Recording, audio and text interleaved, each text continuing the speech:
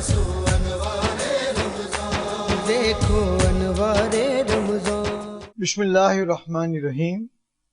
الصلاۃ والسلام علیک یا سیدی یا رسول اللہ وعلی آلک و اصحابک یا سیدی یا حبیب اللہ.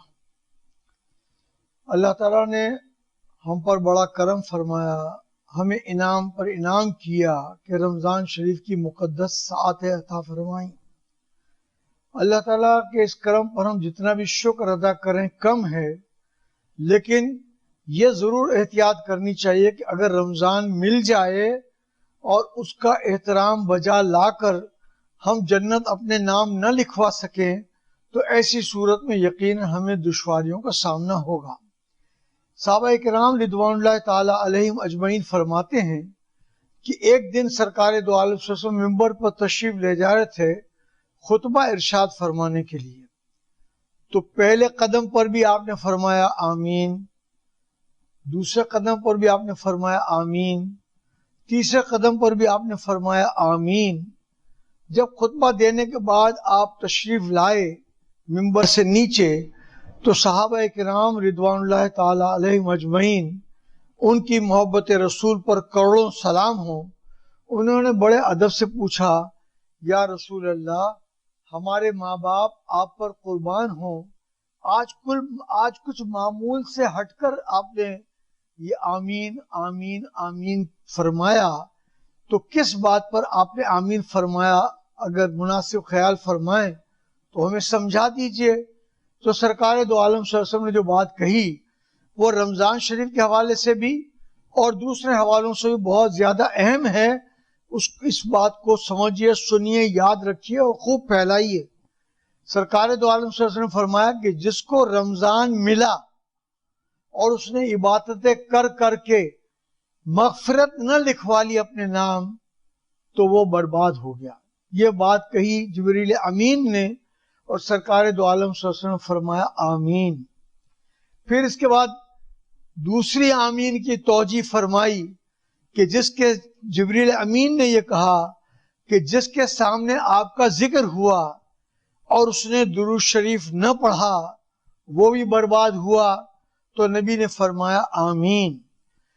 تیسری آمین کے بارے میں سرکار دو عالم صلی اللہ علیہ وسلم بتایا کہ جبریل امین نے فرمایا کہ جس نے ماں باپ کو یا ماں باپ میں سے کسی ایک کو بڑھاپے کی حالت میں پایا اور اس کی خدمت میں کوتاہی کی، یعنی خدمت اچھی طرح نہیں کی اور اپنے نام جنت نہیں لکھوا لی تو وہ بھی برباد ہو گیا.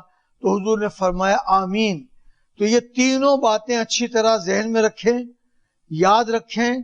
یہ میسج رمضان کا بھی ہے، یہ پورے سال کا میسج ہے کہ رمضان آیا، خوب اس کی تکریم کریں، توقیر کریں، عزت کریں، نیکیاں کریں، قرآن پڑھیں، نعت پڑھیں، استغفار پڑھیں، کلمہ پڑھیں اور غریبوں کی خوب مدد کر کے رمضان میں جنت اپنے نام لکھوا لیں. دوسرا فرمایا کہ نبی کا آپ کے سامنے ذکر ہوا اور آپ نے درود شریف نہ پڑھا، آپ چاہے صلی اللہ علیہ وسلم پڑھیں، صلو علیہ وآلہ پڑھیں، درود بر محمد وآل محمد پڑھیں، آپ پڑھیں الصلاۃ والسلام علیک یا سیدی یا رسول اللہ صلی اللہ علیہ یا محمد نور من نور اللہ، جو چاہے درود شریف پڑھیں. اگر نہیں پڑھیں گے تو آپ نے اپنے لیے ایک امتحان آزمائش میں ڈال لیا. درود پڑھنے کے آپ کو بے شمار فضائل ملیں گے، 10 نیکیاں آپ کے نام لکھی جائیں گی. ایک درود پڑھنے پر 10 نیکیاں لکھی جائیں گی. ایک درود پڑھنے پر 10 گناہ مٹا دیے جائیں گے. ایک درود پڑھنے پر آپ کے 10 درجات بلند کر دیے جائیں گے. تو کون سا اس میں مشکل ہوتی ہے؟ یقیناً جو نبی کی محبت میں دیوانے ہیں وہ تو درود شریف پڑھنا اپنے لیے دنیا اور آخرت دونوں کی بھلائی کا سبب سمجھتے ہیں. اور تیسرا اس میں یہ بیان کیا گیا کہ ماں باپ بڑھاپے میں ملیں، آپ بڑھاپے میں ان کو پائیں تو ان کی خدمت کریں، ان سے دعائیں لیں، اور دونوں میں سے کوئی ایک ملے تو اس کی بھی دعائیں لیں. اور دعائیں لیتے لیتے آپ ان کی دعاؤں کے ذریعے اللہ تعالیٰ انشاءاللہ آپ کو جنت کا حقدار قرار دے دے گا۔ اسی طرح سے بوڑھے افراد ہیں، مرد ہیں، ان کی بچے خدمت نہیں کر پا رہے ہیں تو بچوں کی بہت بڑی بدنصیبی ہے۔ سن لیں کہ نبی نے اس پر آمین کہا ہے کہ وہ برباد ہو جائے گا، لیکن بہرحال وہ بوڑھے ماں اور بوڑھی مائیں اور بوڑھے باپ اس لیے تو نہیں ہے کہ ان کے ساتھ ظلم ہو اور ان کو کوئی دیکھے ہی نہیں۔ المصطفیٰ نے بوڑھے مردوں کے لیے گوشہ سیدنا حمزہ رضی اللہ تعالیٰ نے قائم کر دیا ہے، آپ دے جائیں۔ پھر ہماری ذمہ داری ہے کہ ان کا خیال رکھنا، ادب کرنا، پیار محبت کرنا۔ دیکھیں نا، بڑی عمر میں اگر ماں باپ کوئی ایسی بات بھی کرے اولاد سے جو اولاد یہ سمجھ رہی ہو کہ یہ میرے ساتھ زیادتی ہے، تو بھی ہمیں اف کرنے سے منع کیا گیا ہے۔ ان سے اختلاف کر کے ان کے سامنے بحث کرنے کی تو کوئی اجازت ہی نہیں ہے۔ ہمیں کہا گیا ہے اف تک بھی نہ کریں۔ تو یہ حدیث شریف رمضان کے حوالے سے، درود شریف کے حوالے سے، ماں باپ کی خدمت کے حوالے سے بڑی اہم ہے۔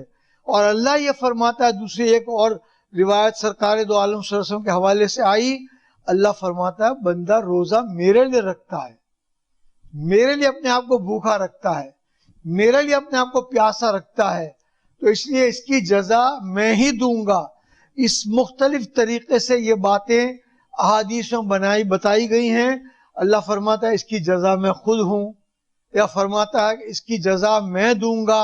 اب اللہ کا یہ فرمانا کہ روزہ میرے لیے رکھ رہا ہے، اس کو سمجھنے کی ضرورت ہے۔ اعلیٰ حضرت امام احمد رضا جب بہت چھوٹے تھے اور پہلا روزہ ان کو رکھوایا گیا، تو جب دھوپ تیز ہوئی تو ان کے بڑوں نے ایک گھر میں دسترخوان پر کھانا لگا دیا اور بچے کو یعنی امام احمد رضا کو اس کمرے میں لے گئے اور کہا کہ تم بیٹے چھوٹے ہو، ابھی روزہ تو تم پر فرض نہیں ہے، تم یہ مہربانی کر کے تھوڑا بہت کھا پی لو۔ اور کسی نے یہ بھی کہہ دیا کہ کوئی تمہیں دیکھ تو نہیں رہا ہے۔ تو بچپن میں امام احمد رضا کی آپ بصیرت کا حال دیکھیے، فرماتے ہیں میں نے جس کے لیے روزہ رکھا ہے وہ تو دیکھ رہا ہے نا، تو میں کیسے روزہ توڑ سکتا ہوں؟ تو روزہ انہوں نے نہیں توڑا۔ تو بندہ روزہ دیکھے نا، کسی جگہ روزہ 20 گھنٹے کا ہوتا ہے، کبھی کبھی روزہ شدت کی گرمی میں آ جاتا ہے۔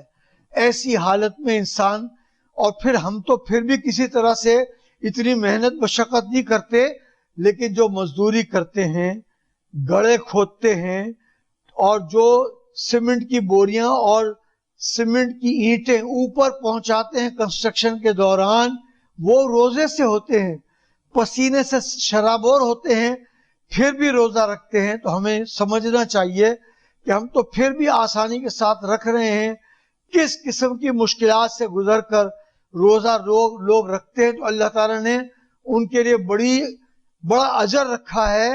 اور اللہ تعالیٰ ارشاد فرماتا ہے، اور نبی کریم صلی اللہ علیہ وسلم کے ذریعے سے ہمارے پاس یہ روایت پہنچی کہ جنت میں داخلے کے دروازے میں ایک دروازے کا نام ریان ہے۔ ریان نامی دروازے سے آواز آئے گی، جو لوگ روزہ رکھتے تھے وہ اس دروازے سے جنت میں جائیں۔ تو لوگ اس دروازے سے جنت میں جائیں گے، صرف جنتی اس دروازے سے وہی اندر جائیں گے جنت میں کہ جو روزے سے ہوں گے۔ اور جب وہ اندر چلے جائیں گے تو جانے کے بعد ان کو ایسا لذیذ شربت پلایا جائے گا کہ ان کو پھر کبھی پیاس نہیں لگے گی۔ تو اس لیے روزہ بہت بڑے اجر والا کام ہے اور روزہ رکھنا چاہیے۔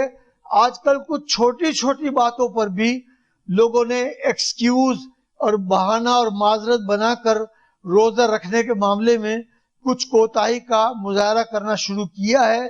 میں ان سے یہی درخواست کرتا ہوں کہ یہ روزہ ایسی 5 بشارتیں آپ کو دے رہا ہے کہ جو کسی اور طریقے سے نہیں مل سکتی، اور وہ 5 بشارتیں آپ توجہ سے سنیں اور یاد رکھیں کہ 5 بشارتیں اللہ تعالیٰ نے روزہ رکھنے والے کو عطا فرمائی ہیں۔ اس میں سے پہلی بشارت یہ ہے کہ روزے دار کے منہ سے جو خوشبو، جس کو بعض لوگ غلطی سے بدبو کہتے ہیں، وہ آتی ہے، اللہ تعالیٰ کے نزدیک اس کی اہمیت کستوری کی خوشبو سے بھی زیادہ ہے، نمبر 1۔ دوسری بشارت روزہ رکھنے والے کے لیے ہے کہ افطاری تک سمندر کی مچھلیاں جو سمندر میں تیر رہی ہیں وہ روزہ دار کے حق میں دعا کرتی رہتی ہیں۔ تیسری بشارت روزہ دار کے لیے ہر روز جنت کو مزین آراستہ کیا جاتا ہے۔ اور چوتھی بشارت یہ ہے کہ وہ برائی سے بچ سکے، غلط کام سے بچ سکے، اس لیے شیاطین کو جکڑ دیا جاتا ہے، پابند کر دیا جاتا ہے۔ تو یہ چوتھی بشارت روزہ رکھنے والے کے لیے ہے۔ اور پانچویں بشارت یہ ہے کہ جو آخری رات رمضان کی ہوگی، روزہ رکھنے والوں کی اس دن بخشش کر دی جائے گی، مغفرت کر دی جائے گی۔ اور اللہ نے اس رمضان میں ہماری سہولت کے لیے تینوں عشروں کے 3 نام الگ الگ سرکار دو عالم صلی اللہ علیہ وسلم نے فرمایا۔ اولن رحمتن، پہلا عشرہ رحمت کا ہے، اللہ کی خوب رحمتیں آپ پر نازل ہوتی ہیں، تو روزہ رکھیے پہلے عشرے میں اور اللہ سے رحمت کی خوب بھیک مانگیے۔ اللہ تعالیٰ یا ارحم الراحمین، اور دعا بہت ساری رحمت کی ہیں، تو اللہ تعالیٰ ان دعاؤں کو اللہ ہمیں کرنے کی توفیق عطا فرمائے۔ رب اغفر ورحم وانت خیر الراحمین، یہ پہلے عشرے کی دعا ہے۔ دوسرا مغفرت کی دعا ہے عشرہ، دوسرے 10 دن جو ہے وہ مغفرت کے لیے ہیں۔ تو اگر آپ نے رحمت حاصل کر لی، خوب عبادت کی، تو اب اللہ سے کریں، دعا کریں، یا اللہ میری مغفرت فرما، رب اغفر ورحم وانت خیر الراحمین۔ اور استغفار خوب پڑھیں، استغفر اللہ ربی من کل ذنب واتوب علیہ۔ تو یہ دوسرا عشرہ رحمت کا ہے۔ اور تیسرا عشرہ توجہ سے سنیں، جو میں ابھی 5 بشارتوں کی 5ویں بشارت آپ کو سنا رہا تھا، اس میں یہ ذکر تھا کہ آخری دن جو ہوتا ہے روزے کا، وہ آپ کے لیے مغفرت کا پیغام لے کر آتا ہے۔ تو آخری عشرہ کیا ہے؟ اتقم من النیران، جہنم سے نجات کا عشرہ ہے۔ تو یہ تینوں عشروں کے نام یاد رکھیں، تینوں عشروں کی دعائیں یاد رکھیں، اور تاکید سے یہ دعا کرتے رہیں، تو انشاءاللہ تعالی اللہ آپ کے لیے بہت آسانیاں پیدا فرمائے گا، اور یہ رمضان شریف آپ کو بے شمار سہولتیں، بے شمار آسانیاں پیدا کر کے دے کر جائے گا۔ اللہ تعالیٰ نے رمضان شریف میں ان بشارتوں کے علاوہ ہمارے لیے بڑی آسانیاں پیدا کر دی، اور ان آسانیوں میں سے ایک آسانی یہ بتائی کہ روزہ ہمارے لیے اللہ نے ڈھال کی صورت دیا ہے۔ دیکھیں پہلے زمانے میں تیر تلوار سے لڑائیاں ہوتی تھیں، تو ایک ہاتھ میں اگر تیر تلوار ہوتی تھی تو دوسرے ہاتھ میں ڈھال ہوتی تھی، وہ ڈھال سے سامنے والے کے وار کا دفاع کیا جاتا تھا اور اپنے آپ کو قتل ہونے سے، زخمی ہونے سے بچایا جاتا تھا۔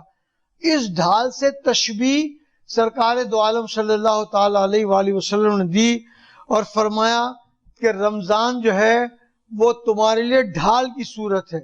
اگر تم نے رمضان کو اچھی طرح سے محبت کے ساتھ وقت اس میں گزارا، تو جہنم میں جانے سے یہ ڈھال کے طور پر آپ کو بچائے گی۔ تو ظاہر ہے کہ یہ اس ڈھال کے دوران نبی بھی رمضان میں تلاوت بہت زیادہ کیا کرتے تھے، آپ بھی تلاوت کیا کریں۔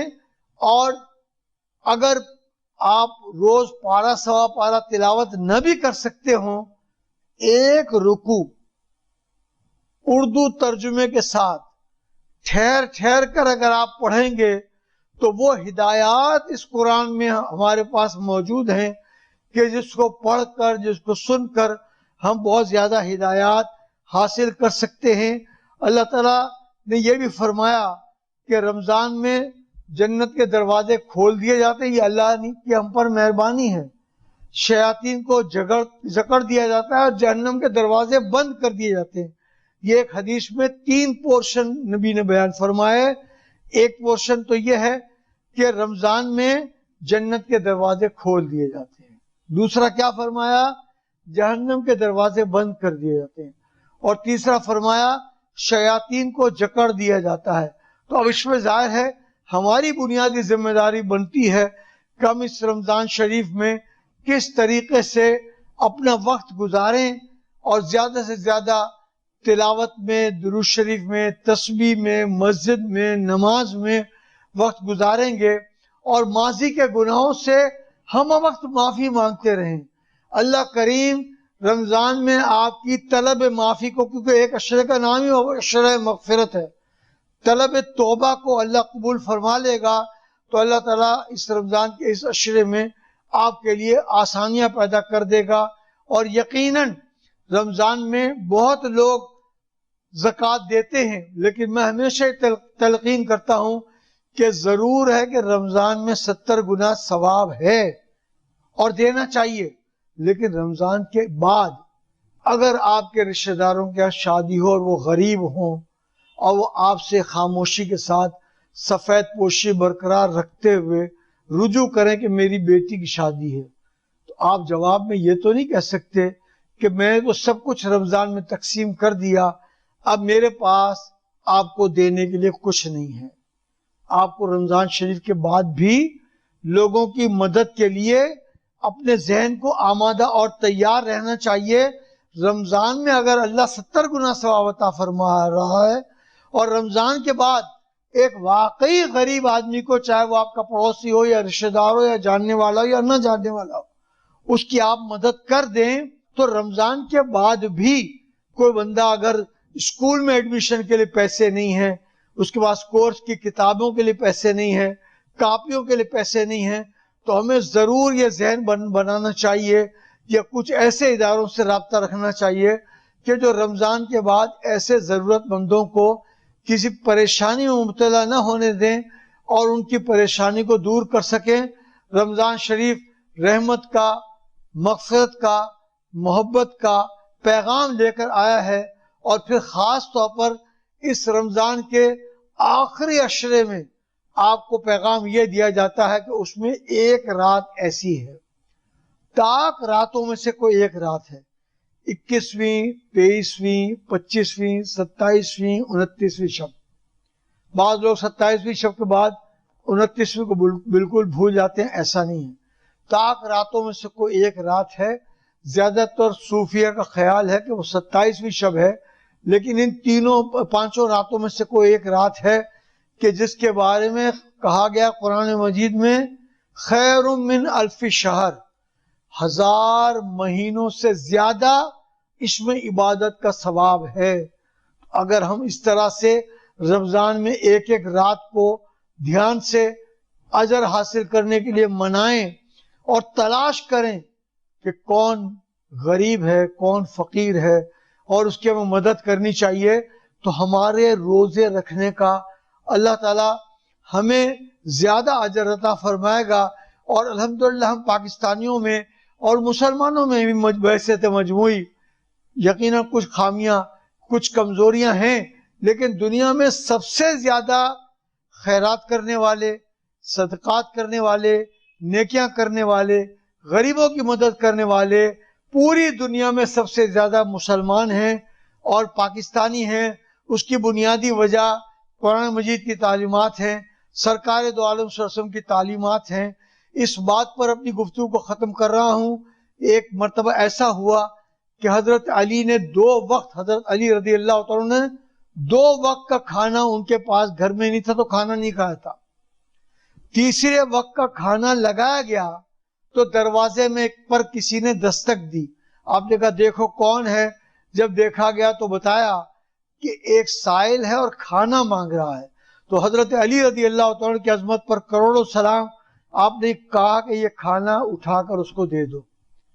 بظاہر تو آپ یہ بھی کہہ سکتے تھے نا، یہ آدھا کھانا میرے لیے رکھو، آدھا کھانا اس کو دے دو، لیکن آپ نے فرمایا یہ کھانا اس کو دے دو۔ آپ نے تیسری مرتبہ بھی کھانا نہیں کھایا۔